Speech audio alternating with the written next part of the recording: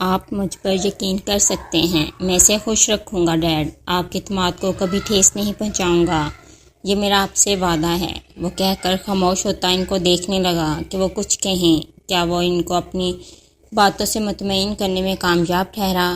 ٹھیک ہے زاویہ، لیکن میں تمہاری عادت، فطرت، غصے اور خود سری سے پریشان ہوں۔ کبھی کبھی تمہارا یہ رویہ بہت جارحانہ ہوتا ہے۔ وہ معصوم بچی جو تمہیں ٹھیک سے جانتی تک نہیں، شاید برداشت نہ کر پائے۔ وہ جیسی ہے میں جانتا ہوں اسے، تمہیں خود کو اس کے لیے بدلنا ہوگا۔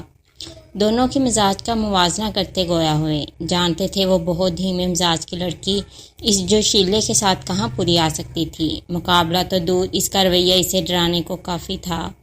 یار آپ پتہ نہیں کیا کیا سوچ رہے ہیں، ابھی تو شادی تو ہو جائے، بعد میں دیکھیں گے، اسے خود بخود عادت ہو جائے گی اس سب کی، اگر نہیں تو۔ وہ اپنی چن کو انگلیوں سے کھجاتے سوچنے لگا۔ جعفر صاحب نے بھی ابرو اٹھائیں۔ آپ فکر نہ کریں، میں اسے عادت ڈال دوں گا۔ ظاہر سی بات ہے، بیوی کو شوہر کے مزاج کے مطابق خود کو ڈھالنا پڑتا ہے، وہ ڈھل جائے گی۔ اسے کچھ نہ سوجا تو اپنا دفاع کرنا شروع کر دیا۔ اس کی بات پر وہ سر جھٹک کر رہ گئے۔ اچھا میں چلتا ہوں، شادی پر ضرور آئیے گا، کیونکہ ایک گواہ تو آپ ہیں میری طرف سے، اور آخر یتیم بھتیجی کے سر پر ہاتھ رکھنے تو لازمی تشریف لائیں گے۔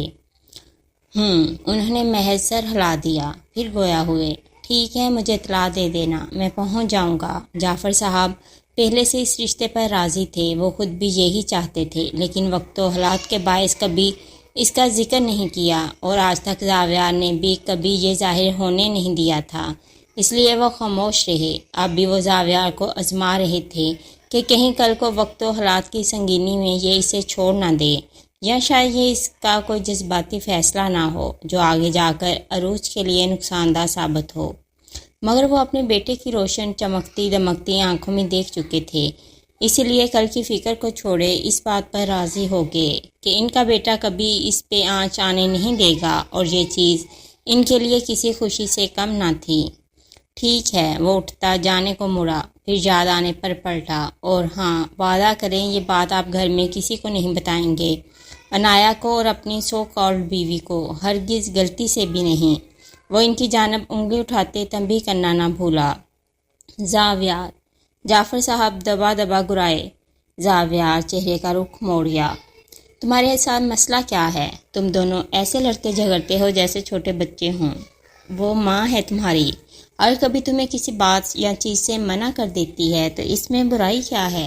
تمہارے اچھے کے لیے ہی کہتی ہوگی، آخر وہ بھی کہہ رہے تھے۔ جب زاویہ نے ان کی بات درمیان میں اچک لی، یہ سب آپ اپنی بیوی کو سمجھایا کریں کہ میرے معاملات سے 100 فٹ دور رہا کریں۔ جب وہ جانتی ہیں مجھے وہ پسند نہیں تو کیوں آ جاتی ہیں اپنا پیار دکھانے؟ جانتے بوجھتے وہ ایسا کرتی ہیں جس پر مجھے غصہ آ جائے، اور آپ کو میں نے دیکھا ہے ہمیشہ ان کی سائیڈ لیتے ہیں۔ زاویہ کا لہجہ یکایک سخت ہوا، آنکھوں میں سرخی در آئی۔ مگر اب اور نہیں، اور نہ ہی میں برداشت کروں گا۔ آئندہ میرے سامنے ان کا ذکر مت کیجیے گا، ورنہ آپ اپنے اس بیٹے کو کھو دیں گے۔ وہ ایک یک سانس میں کہتا چلا گیا۔ بیزاری صرف عیاں ہو رہی تھی۔ جعفر صاحب نے لب بھینچ لیے۔ جا رہا ہوں میں، وہ دبے دبے غصے میں کہتا، ایک نظر ان پر ڈالتا، دروازہ زور سے کھولتا، پہلے سے بھی زیادہ زور سے بند کرتا چلا گیا۔ دروازے کے بند ہونے کی آواز دور تک گونجی تھی، اور کمرے میں بیٹھے جعفر صاحب اپنے بیٹے کے اس انداز پر کلس کر رہ گئے۔ وہ ایک سرد سانس لیتے، کرسی سے ٹیک لگاتے آنکھیں موندے گئے۔ ان کی سانسیں گہری چل رہی تھیں، کچھ ماضی کے مناظر تھے جو کسی فلم کی مانند ان کے ذہن میں چل رہے تھے۔ چند پل گزرے تھے، اچانک سے آنکھیں کھولتے ہڑبڑا کر سیدھے ہوئے۔ نہ جانے کیوں انہیں کسی انہونی چیز کے ہونے کا احساس بہت شدت سے محسوس ہوا۔ اسے یہاں آئے ہوئے تقریباً 15 دن ہو گئے تھے، اور ان 15 دنوں میں ان دونوں ماں بیٹی کا جینا حرام کر دیا تھا۔ اب تک نہ جانے کتنی لڑائیاں ہو چکی تھیں، کتنے الزام لگائے گڑیا کے لفظوں کے تیر صبح و شام جاری تھے۔ کبھی ماں کا یار گنواتی تو کبھی بیٹی کے کردار پر وار کرتی۔ منور خان کا بدترین ظالم رویہ، اب تو برداشت کی سبھی حدیں عبور ہونے لگی تھیں۔ کئی بار میرال اپنے صبر کے پیمانے کے لبریز ہوتے ان باپ بیٹی سے لڑتی، اپنے سر عذاب لیے چکی تھی۔ کیونکہ اب اسے تھوڑا بہت لڑنا، اپنے حق میں آواز بلند کرنا آ گیا تھا۔ انہی دنوں میں گڑیا کے لیے ایک رشتہ بھی آیا، مگر وہ میرال کو پسند کر گئے۔ اب اس میں بیچاری کا کیا قصور؟ بس پھر کیا، گڑیا نے اس دن سب حدیں پار کر دیں اور میرال کو اپنی بدقسمتی کا ذمہ دار ٹھہراتے اس کو مارا۔ محلے کی عورتیں گھر آ کر نہ جانے کون کون سی محلے میں اس کے بارے میں اڑتی من گھڑت کہانیاں سنا کر چلی جاتی کہ کمل بیگم ضبط کرتی کڑوا گھونٹ پی جاتی۔ البتہ میرال اس کی روح کو مانو کسی نے گرم سلاخوں سے جلا ڈالا ہو، نہ کہ یہ جرم کو سہنا کتنا اذیتناک ہوتا ہے کوئی اس سے پوچھتا۔ وہ ان عورتوں کی خود پر اٹھتی نظر پر خود کو مجرم سمجھنے لگی تھی، ان سے نظریں چراتے اپنی ذات کی صفائیاں پیش کر کر کے ہار چکی تھی، اور اب اپنا فیصلہ اس پاک ذات کے سپرد کر دیا۔ اس کی راتیں اکثر آنکھوں میں کٹنے لگیں، نماز کے سجدے طویل ہونے لگے جس میں وہ اپنے اللہ سے اس کے بندوں کی شکایت کرنے لگی۔ ہاں، اب وہ نماز پڑھنے لگی تھی باقاعدگی سے، وہ خاموش، بے حد خاموش اور تنہائی پسند بن کر رہنے لگی تھی۔ منور خان نے کمل بیگم کو کئی بار اکسایا کہ وہ جا کر اپنے بھائی سے پیسے لے کر آئے، لیکن اس بار وہ بھی اس کی کسی قسم کی ناجائز بات ماننے کا کوئی ارادہ نہیں رکھتی تھیں، اس لیے پہلے پہل ٹال مٹول سے کام لیا۔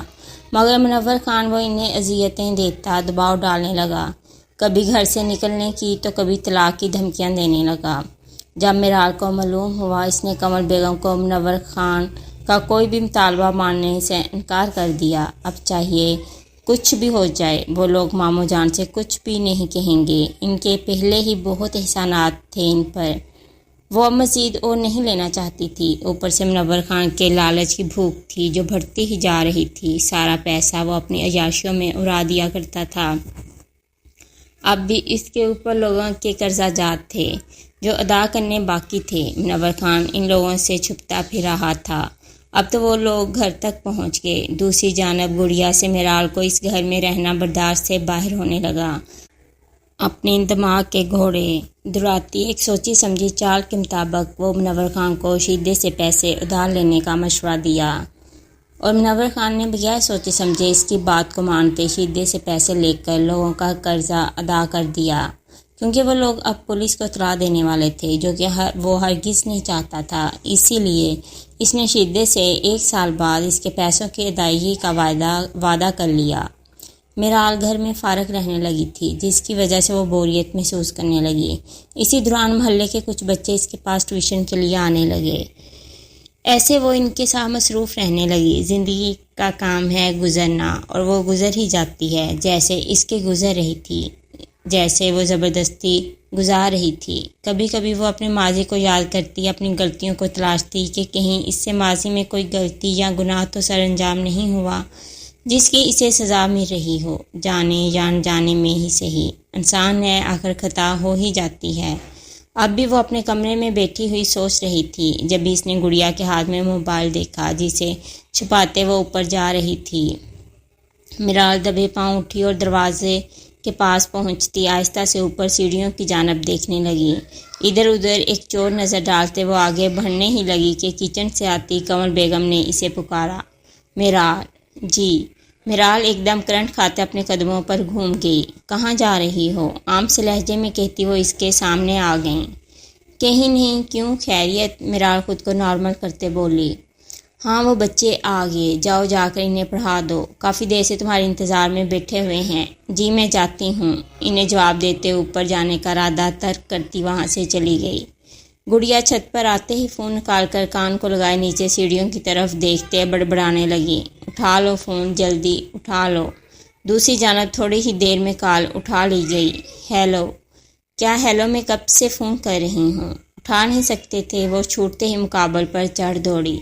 دوسری جانب سے نہ جانے کیا کہا گیا کہ اس کے چہرے کے تاثرات یکایک بدلے تھے، اور اب وہ مسکرانے لگی۔ اچھا، اب زیادہ شوخی جھاڑنے کی ضرورت نہیں ہے، میری بات دھیان سے سنو۔ میں نے تمہیں ایک تصویر بھیجی ہے، اسے دیکھو، صرف دیکھنا ہی ہے، سمجھے؟ اپنے دل سے لگانے کی ضرورت نہیں ہے، کیونکہ تمہارے دل میں میں ہوں، میرے علاوہ کسی کو لانے کا سوچنا بھی مت۔ دوسری جانب مردانہ آواز گونجی، ٹھیک ہے، اس کا کام تمام کرنا ہے، کچھ بھی کرو، چاہے اس کو جان سے ہی کیوں نہ مارنا پڑے۔ مجھے اس کی موجودگی، اس کا وجود برداشت نہیں اس گھر میں اسے ایک پل بھی اور برداشت نہیں کر سکتی۔ ایک بار پھر مقابل کی آواز ابھری۔ ٹھیک ہے، اور اپنا وعدہ پورا کرنا بھولنا مت، باقی تم مجھے اچھے سے جانتے ہو، شادی تو میری تمہارے ساتھ ہوگی، اگر تم نے مجھ سے بے وفائی یا چالاکی کا سوچا بھی تو جان لے لوں گی میں خود تمہاری اپنے ہاتھوں سے۔ اب بند کرو فون، بعد میں بات کرتی ہوں، اور جو کہا ہے وہی کرنا۔ وہ فون بند کرتی نیچے سیڑھیاں اتر گئی، نہ جانے اس کے ذہن میں کون سی کھچڑی پک رہی تھی۔ دوسری جانب فون بند کرتے اس نے واٹس ایپ میں سینڈ کی ہوئی تصویر کو دیکھا۔ وہ تصویر کسی اور کی نہیں بلکہ میرال کی تھی۔ میرال کی تصویر کو دیکھ کر شیدے کے چہرے پر مکروہ مسکراہٹ رینگی۔ اس کی نظر تصویر سے ہٹنے کا نام نہیں لے رہی تھی، آنکھیں مانو جھپکنا ہی بھول گئی تھیں۔ آخر کیوں نہ ہوتا، وہ تھی ہی اس قدر بے حد خوبصورت، وہ تو اس کے حسن میں کہیں کھو ہی گیا۔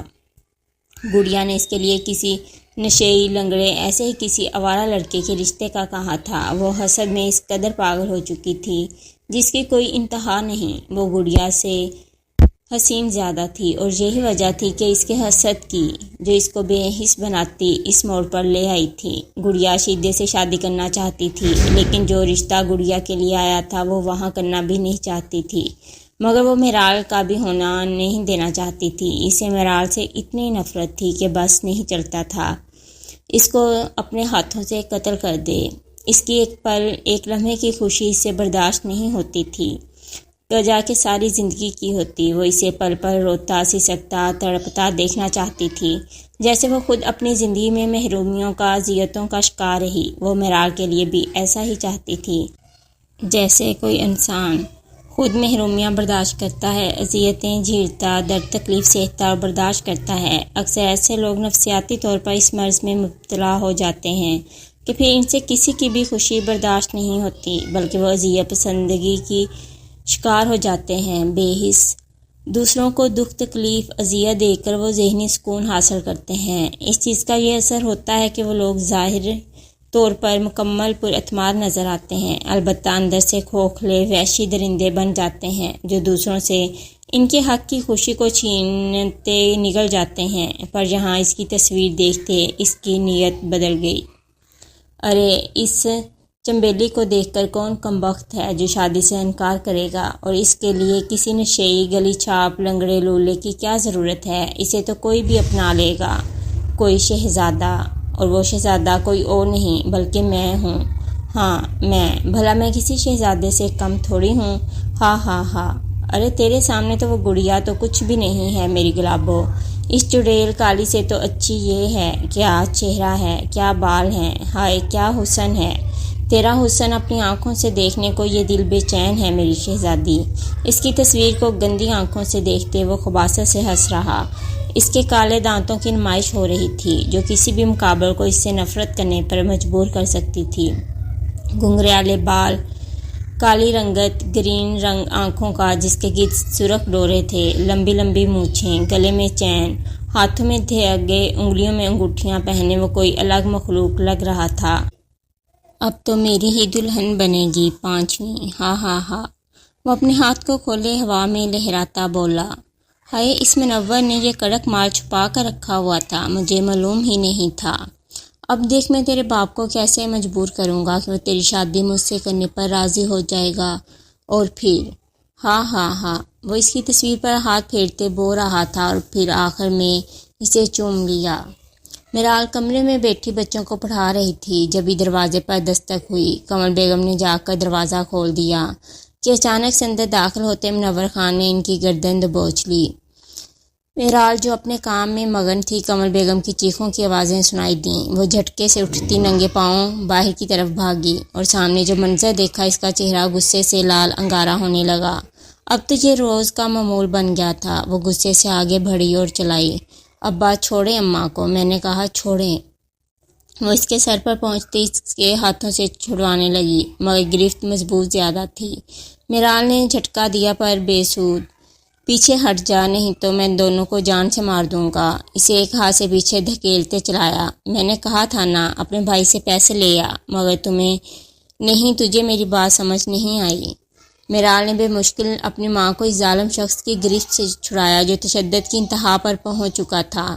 اسے بروقت کچھ نہ سوچا تو دونوں اندر کمرے میں بند ہو گئیں۔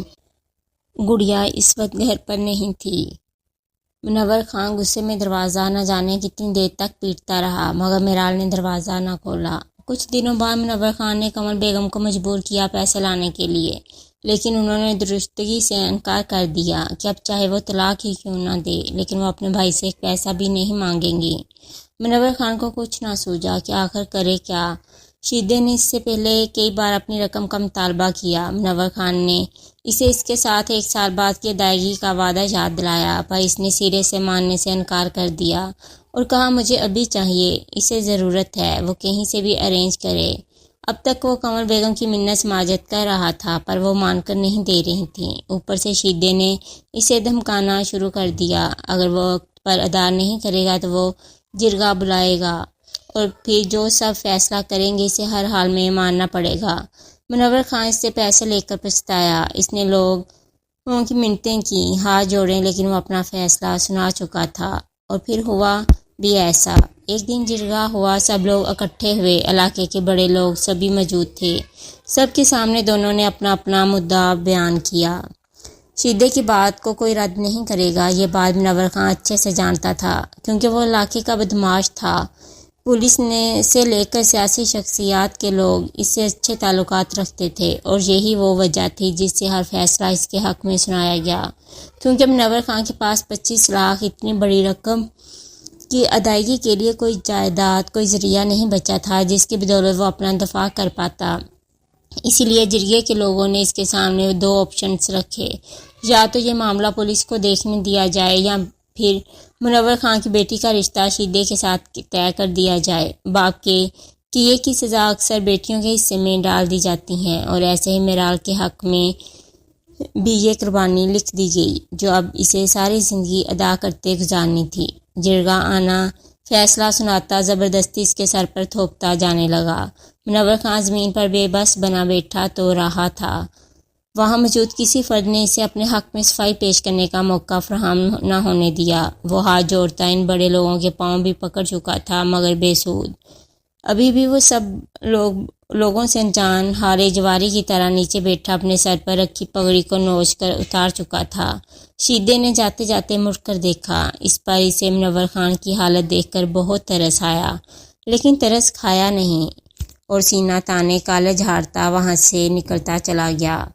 نہ جانے کس کی قسمت میں کیا ہے یہ کوئی نہیں جانتا، بے شک اس سب کا علم اللہ کو ہے، پر کس کو کب کہاں کتنا آزما کر کون سا انعام عطا کرنا ہے وہ سب جانتا ہے۔ آخر دہکتی آگ میں جل جل کر ہی کندن تیار ہوتا ہے۔ آفس میں کافی خاموشی تھی۔ آج کل جعفر صاحب اپنے آفس کے کام میں بہت مصروف رہنے لگے تھے، جبکہ ان کی بیوی کا اپنا ٹیکسٹائل کا کام تھا جسے وہ اکیلے ہی ہینڈل کر رہی تھیں۔ زاویار اپنے ڈیڈ کے ساتھ آفس کے کاموں میں ان کی مدد کرتا تھا۔ اب جب وہ فل ٹرینڈ ہو چکا تھا، اسے باقاعدہ طور پر کمرہ دیا گیا تھا۔ وہ اپنے کمرے میں بیٹھا کام کر رہا تھا جبھی فون رنگ ہوا۔ ہیلو جی، ٹھیک ہے میں آتا ہوں۔ وہ فون بند کرتا اپنے ڈیڈ کے روم کی جانب چلا گیا۔ کمرے کا دروازہ نوک کرتا اندر داخل ہوا۔ جی ڈیڈ، آپ نے بلایا تھا؟ ہاں زاویار، تم ایسا کرو فیشن ویک پر چلے جاؤ اور جا کر وہاں کچھ آفس کے کام بھی دیکھ لو، مصروف سے انداز میں کہتے اپنے لیپ ٹاپ کی طرف متوجہ ہوئے۔ اس نے حیرت سے کہا، ہاں تم، لیکن میں کیوں؟ آپ کی بیوی ہے نا دیکھنے کے لیے، زاویہ نے کہتے اپنی ناک سے مکھی اڑائی۔ ہاں ہے تو، لیکن وہ 1 ویک کے لیے دبئی گئی ہیں، تب تک تم دیکھ لو نا۔ جعفر صاحب کا موڈ آج اچھا تھا، اسی لیے اس کی باتوں کو ہوا میں اڑاتے رہے۔ سوری ڈیڈ، میں نہیں کر سکتا، آپ کسی اور سے کہہ دیں۔ اس کا انداز لیا دیا سا تھا اب کہ وہ اسے بغور دیکھتے بولے، کیوں تمہیں کیا مسئلہ ہے؟ ڈیڈ، میں اس کام میں نہ تو انٹرسٹڈ ہوں نہ مجھے انفارمیشن ہے۔ کل کو آپ کی بیوی کو میرے کیے کام سے یا کسی بھی چیز میں خرابی نظر آ سکتی ہے تو بہتر ہے یہ کام کسی اور کے سر تھوپ دیں، وہ جل کر بولا تھا۔ اس کی بات پر جعفر صاحب کی پیشانی پہ بل ابھرے۔ وہ جانتا تھا سندر بیگم کو جیسے ہی پتہ چلے گا کہ اس بار زاویہ نے فیشن شوٹ کیا ہے، وہ اس کے کام میں لاکھوں غلطیاں نکال دیتی جو زاویہ کا پارا 7ویں آسمان تک پہنچانے کو کافی ہوتا۔ ابھی وہ بات کر رہا تھا جب مس عائشہ دروازہ نوک کرتی اندر داخل ہوئیں۔ سوری سر، آپ کو ڈسٹرب کیا۔ وہ آفتاب اقبال صاحب آئے ہیں، میں نے انہیں کانفرنس روم میں بٹھا دیا ہے اور باقی سب لوگ بھی پہنچ چکے ہیں، آپ کا ویٹ کر رہے ہیں۔ وہ اپنا پیشہ ورانہ انداز میں بولتی نے آگاہ کر رہی تھی۔ آفتاب اقبال نام سنتے زاویار ایک دم چونکا، اسے لگا اس نے شاید غلط سنا ہے۔ اس نے اپنی نظروں کا زاویہ بدلتے جعفر صاحب کو دیکھا۔ اس کی بات پر جعفر صاحب نے سر ہلانے پر اکتفا کیا اور نظر زاویار پر گئیں جو انہیں بے یقینی سے دیکھ رہا تھا۔ کس کو اگلی ویڈیو کا انتظار رہے گا، کمنٹ میں ضرور بتائیے گا۔ اللہ حافظ۔